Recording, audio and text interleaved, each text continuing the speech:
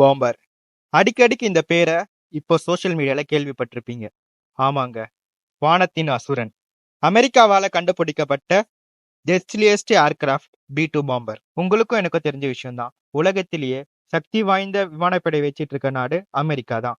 அப்படிப்பட்ட நாடுக்கு வானத்துல சக்தி வாய்ந்த ஒரு போர் விமானம் தேவைப்படுதுங்க. அதனால கண்டுபிடிக்கப்பட்டது தான் பி-2 பாம்பர். நீங்க நினைக்கலாம், அமெரிக்கா கிட்ட தான் அவ்வளவு போர் விமானங்கள் இருக்கு, எதுக்கு ஒரு பாம்பர் தேவைப்படுது? ஏன்னா அமெரிக்காக்கு அவங்க நாட்டை விட்டு, அதாவது கண்டை விட்டு கண்டம் தாண்டி அவங்களோட நியூக்ளியர் பாம்ஸை டிப்ளாய் பண்றதுக்கு ஒரு சக்தி வாய்ந்த போர் விமானம் வேணுங்க. அதனால கண்டுபிடிக்கப்பட்டதுதான் பி-2 ஸ்டெல்த் பாம்பர். இந்த பி-2 ஸ்டெல்த் பாம்பரால அப்ராக்சிமேட்லி 16 நியூக்ளியர் பாம்பை கேரி பண்ணி ஒரு நாட்டை அழிக்க முடியுங்க. அதாவது சின்ன நாடா இருந்தா அந்த நாட்டை முழுசாவே அழிக்க முடியும். இந்த ஒரு பி-2 பாம்பர் செய்யறதுக்கு அமெரிக்காவுக்கு $2 பில்லியன் ஆகுதுங்க. அதாவது இந்தியா மதிப்புல பாத்தீங்க அப்படின்னா 17,000 கோடியில இருந்து 18,000 கோடிங்க. இது மேக்சிமம் மேக் 2ல ஸ்பீட்ல டிராவல் பண்ணும். அதாவது ஒளியை விட 2 மடங்கு வேகமா டிராவல் பண்ணுங்க. ஒரு டைம் ஃபியூல் போட்டா இதால மேக்சிமம் 44 ஹவர்ஸ் ஃப்ளை பண்ண முடியுங்க வானத்திலேயே. இதால மேக்சிமம் ஹைட் பாத்தீங்க அப்படின்னா 50,000 ஃபீட் அடிக்கு மேல வரைக்கும் பறக்க முடியும். இது நார்மலா பறக்கிற ஃபைட்டர் ஜெட்டோட பயங்கரமாக ஹைட்டுங்க. அதனாலதான் இதால எந்த ரேடாராலையும் இதை கேப்சர் பண்ண முடியல. அது மட்டும் இல்லாம இது பி-2 ஸ்டெல்த் பாம்பர் ஏன் சொல்றாங்க அப்படின்னா, இதுக்கு மேல பூசப்பட்ட ஸ்டெல்த் கோட்டிங் தாங்க. ஸ்டெல்த் அப்படின்னா ரேடார்ல சிக்க முடியாத ஒரு கோட்டிங்க.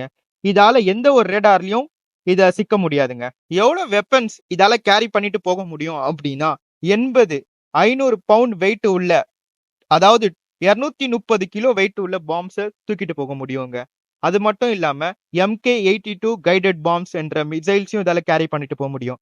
அது மட்டும் இல்லாம 16 2400 கிலோ வெயிட் உள்ள ஒரு மிசைல்ஸையும் தூக்கிட்டு போக முடியுங்க. அமெரிக்கா மொத்தம் 19 பி-2 பாம்பர்ஸை செஞ்சாங்க. அதுல 1 கிராஷ் ஆச்சு.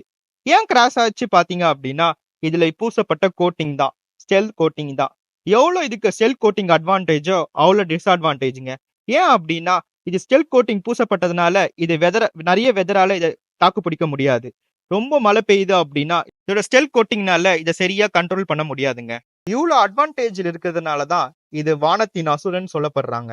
அது மட்டும் இல்லாம இதுக்கு ஒரு சிறப்பு பெயர் கூட இருக்கு, ஏஞ்சல் ஆஃப் டெத், மரணத்தின் தூதர். இப்ப சமீபத்துல நடக்கிற ஈரான் இஸ்ரேல் வார், அதுல கூட பி-2 பாம்பரை அமெரிக்கா யூஸ் பண்ணிருக்காங்க. எதுக்கு அப்படின்னு